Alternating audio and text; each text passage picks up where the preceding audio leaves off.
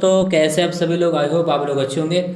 एक बार फिर से परिवर्तन जिस क्लासेस में आप सभी का स्वागत है। और आज हम करने वाले भारतीय इतिहास के कुछ महत्वपूर्ण विषयों को, आज इसी विषय में हम वैदिक काल के बारे में पढ़ेंगे दोस्तों। तो वैदिक काल के बारे में पढ़ने से पहले हम आप सभी को बता दें कि जो भी मेरे चैनल पर नया है, मेरे चैनल को सब्सक्राइब कर लें और बेल आइकन को दबाना ना भूलें। चलिए, अगर हम वैदिक काल की बात करें दोस्तों, तो वैदिक जो शब्द है वे वेद से बना है और वेद का अर्थ होता है ज्ञान।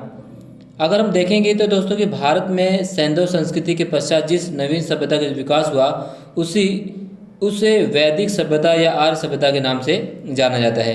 तो आज हम इसी चीज़ों के बारे में पढ़ेंगे दोस्तों कि आर्य सभ्यता से संबंधित वैदिक काल के कुछ महत्वपूर्ण क्वेश्चनों को देखेंगे। और वैदिक काल को अगर हम काल विभाजन में देखें तो दोस्तों, वैदिक काल को 1500 ईसा पूर्व से 1000 ईसा पूर्व तथा उत्तर वैदिक काल को 1000 ईसा पूर्व से 600 ईसा पूर्व तक विभाजित किया जाता है। तो चलिए आज का हम पहला प्रश्न शुरू करते हैं। आर्य शब्द इंगित करता है। जी हाँ दोस्तों, आर्य शब्द किस शब्द को इंगित करता है? निर्जाति समूह को, यायावरी जन को, भाषा समूह को और श्रेष्ठ वंश को। तो दोस्तों आर्य शब्द उत्पत्ति करता है, ध्यान रखना दोस्तों, वो है आंसर डी, श्रेष्ठ वंश को। अगर हम आर्य के बारे में जाने दोस्तों, तो आर्य जो है प्राचीन भारतीय, यूरोपीय एवं प्राचीन ईरानी भाषा बोलने वालों के लिए प्रयुक्त एक शब्द है। वैदिक संस्कृति में आर्य शब्द का मतलब होता है श्रेष्ठ, शिष्ट अथवा सज्जन। तो इस प्रकार हम देखेंगे तो आर्य जो है उस शब्द का है, उस आर्य का मतलब होता है श्रेष्ठ। चलिए अगला प्रश्न देखते हैं। क्लासिकीय संस्कृति में आर्य शब्द का क्या अर्थ है? जी हाँ, क्लासिकीय संस्कृति में आर्य शब्द का क्या अर्थ है? ईश्वर में विश्वासी, एक वंशानुगत जाति, बी किसी विशेष धर्म में विश्वास रखने वाला, डी एक उत्तम व्यक्ति। अगर हम क्लासिकल संस्कृति की बात करें दोस्तों, तो क्लासिकल संस्कृति में आर्य शब्द का होता है अर्थ एक उत्तम व्यक्ति। D is the right answer. तो दोस्तों अगर हम क्लासिकल संस्कृति की बात करें तो हम देखेंगे क्लासिकल संस्कृति में आर्य शब्द को एक उत्तम व्यक्ति माना गया है और वैदिक साहित्य में कहीं भी आर्य का एक जाति अथवा विशेष भाषा भाषी रूप में उल्लेख नहीं हुआ है। ये भी आपको याद रखना जरूरी है। अगला, सबसे पुराना वेद कौन सा है?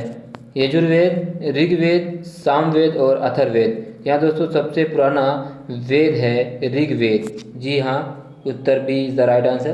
तो अगर हम भारतीय साहित्य में वेद की बात करें तो हमारे भारतीय साहित्य 4 वेद हैं, ऋग्वेद, सामवेद, यजुर्वेद तथा अथर्ववेद, और उनमें से जो सर्वाधिक प्राचीन है वो है ऋग्वेद। चलिए अगला प्रश्न, त्रयी नाम क्या है? 3 वेदों का, धर्म, संघ व युद्ध का, हिंदू धर्म के 3 देवताओं का और 3 मौसमों का।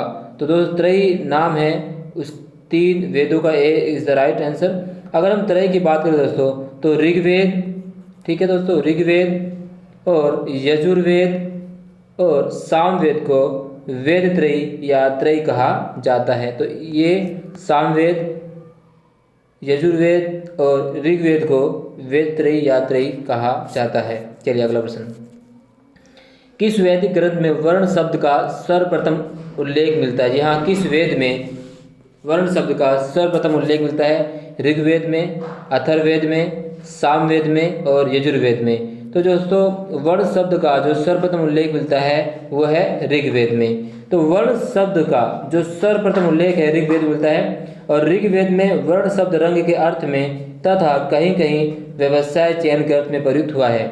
आर्यों को गौर वर्ण तथा दासों को कृष्ण वर्ण कहा गया है।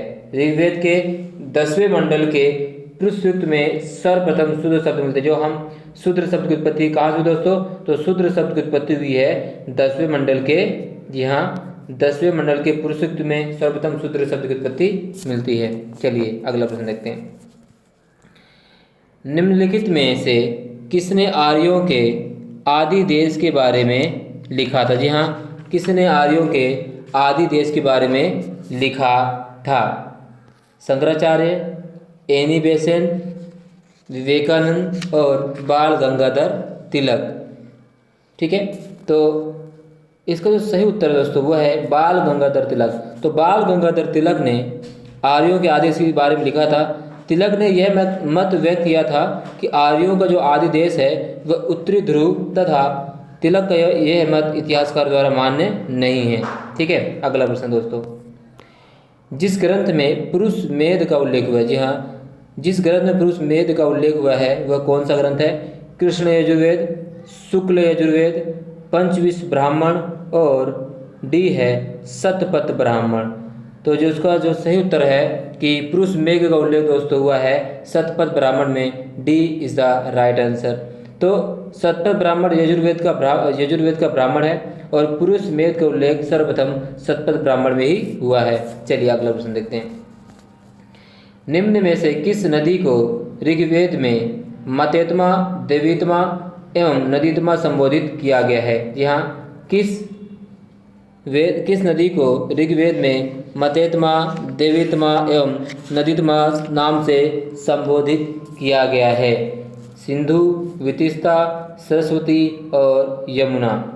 तो दोस्तों वो नदी है जिसे मातेत्मा, देवीत्मा और नदीत्मा संबोधित किया गया है, वह है सरस्वती नदी। जी हाँ दोस्तों, सरस्वती नदी को ही मतेत्मा, देवीत्मा एवं नदीत्मा कहा गया है, अर्थात सबसे अच्छी माँ, सबसे अच्छी देवी तथा सबसे अच्छी नदी सरस्वती को ही कहा गया है। अगला प्रश्न दोस्तों, उस जनजाति का नाम बतलाइए जो ऋग्वैदिक आर्यों के पंचजन से संबंधित नहीं है?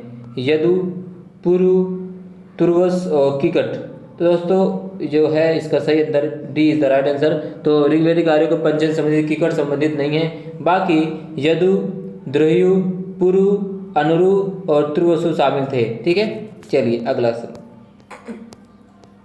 प्राचीन काल में आर्यों के जीविकोपार्जन का मुख्य साधन क्या था? जी हाँ, प्राचीन काल में आर्यों के जीविकोपार्जन का मुख्य साधन क्या था? कृषि, शिल्पकर्म, शिकार और व्यापार। तो आर्यों का जीविकोपार्जन का मुख्य साधन था दोस्तों, वो था शिकार।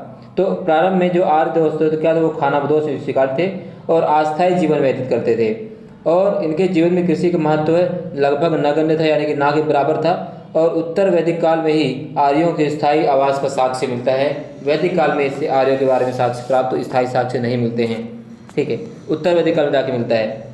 चलिए अगला प्रश्न, गायत्री मंत्र किस पुस्तक में मिलता है? जी हाँ, गायत्री मंत्र किस पुस्तक मिलता है? भगवद गीता, उपनिषद, ऋग्वेद और यजुर्वेद। जी हाँ दोस्तों, तो जो गायत्री मंत्र है वो किस पुस्तक मिलता है? वो है ऋग्वेद में, C is the right answer. Gayatri Mantra जो है ऋग्वेद में उल्लेखित है। और अगर हम इसके रचनाकार की बात करें, गायत्री मंत्र के रचनाकार कौन दोस्तों? विश्वामित्र। जी हाँ, विश्वामित्र गायत्री मंत्र के रचनाकार हैं और यह सविता यानी सूर्य देवता को समर्पित है। यह मंत्र जो है दोस्तों ऋग्वेद के तृतीय मंडल में वर्णित है। चलिए अगला प्रश्न देखते हैं। सत्यमेव जयते शब्द किस उपनिषद से लिया गया है? जी हाँ, सत्यमेव जयते किस उपनिषद से लिया गया है?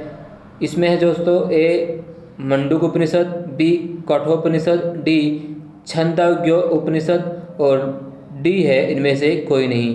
तो दोस्तों इसमें से जो है सत्यमेव जयते इसमें से किसी में से नहीं लिया गया, तो D is the right answer. दोस्तों जो सत्यमेव जयते लिया गया है मुंडक उपनिषद से। जी हाँ दोस्तों, मुंडक, जहाँ दोस्तों ध्यान रखना, मुंडक उपनिषद से लिया गया है सत्यमेव जयते ऋग्वेद से। ठीक है, चलिए अगला प्रश्न, अवेस्ता और ऋग्वेद में समानता है, अवेस्ता किस क्षेत्र से संबंधित है? जी हाँ, अवेस्ता और ऋग्वेद में समानता है, तो अवेस्ता किस क्षेत्र से संबंधित है? ईरान से, भारत से, मिस्र से और इजराइल से। तो दोस्तों अवेस्ता संबंधित है ए ईरान से। अवेस्ता और ऋग्वेद दोनों भाषी समानताओं कर आर्यों की सभ्यता से संबंधित माने जाते हैं। तो अवेस्ता दोस्तों कहाँ से? ईरान से संबंधित है, ए इज द राइट आंसर। अगला, वैदिक काल में किस जानवर को अगण्य माना गया है? जी हाँ, किस जानवर को अगण्य माना गया है? बैल, भेड़, गाय, हाथी। दोस्तों तो वैदिक काल में गाय को अगण्य माना गया है। ध्यान रखना, तो अगण्य मतलब होता है ना मारे जाने योग्य। गाय की हत्या तो उससे घायल करने वाले व्यक्ति को मृत्यु दंड तथा देश निकालने की व्यवस्था भी वेदों में की गई थी। चलिए अगला प्रश्न,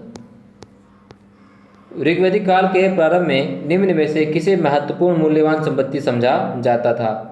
जी हाँ, किसे महत्वपूर्ण मूल्यवान संपत्ति समझा जाता था? भूमि को, स्त्रियों को, गाय को, जल को।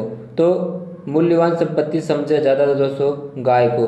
तो ऋग्वेद काल के प्रारंभ में गाय को महत्वपूर्ण संपत्ति समझा जाता था और इस काल में गाय मुख्यतः विनिमय का माध्यम होती थी और ऋग्वेद के कुछ सूक्तों में गाय को देवता के रूप में कल्पित भी किया गया है। चलिए अगला प्रश्न। प्राचीन भारतीय समाज के प्रसंग में निम्नलिखित शब्दों में से कौन सा शब्द शेष 3 वर्ग का नहीं है? जी हाँ, कौन सा वर्ग शेष 3 वर्ग का नहीं है? कुल, चंस, कोश, गोत्र और वंश। तो बताइए दोस्तों कौन सा है?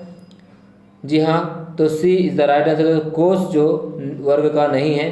प्राचीन भारतीय समाज के संदर्भ में कुल, वंश तथा गोत्र जो थे परिवार से संबंधित, परंतु ध्यान होना कुल, वंश और गोत्र, ये दोस्तों वंश है, चंस यहाँ पर लिख दिया गया वंश है।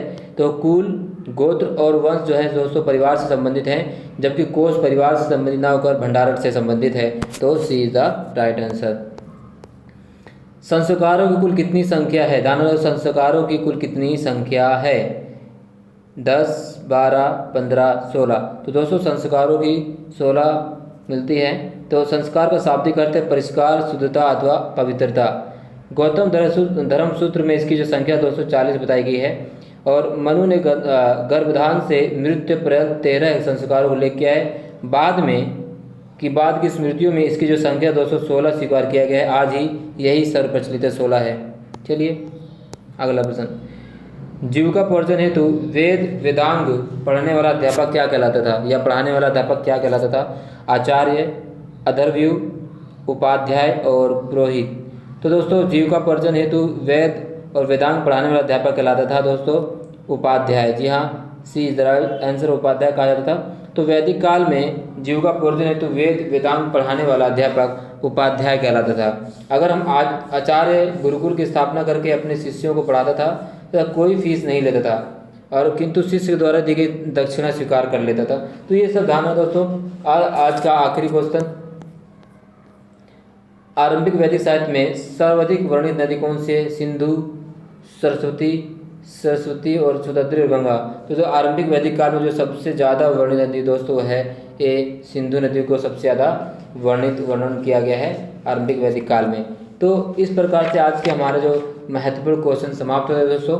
आप सभी को इस वीडियो का जो PDF है वो डिस्क्रिप्शन में दे दूंगा, वहाँ से आप डाउनलोड कर लीजिए और हमारे चैनल को सब्सक्राइब भी, लाइक कीजिए, शेयर कीजिए, क्योंकि आप लोगों को प्यार है दोस्तों। ये अगर प्यार इसी तरह बना रहेगा तो हम आगे भी इसी तरह के प्रश्न आपके सामने लाते रहेंगे। तब तक के लिए जय हिंद, अपने आप को सुरक्षित रखिए।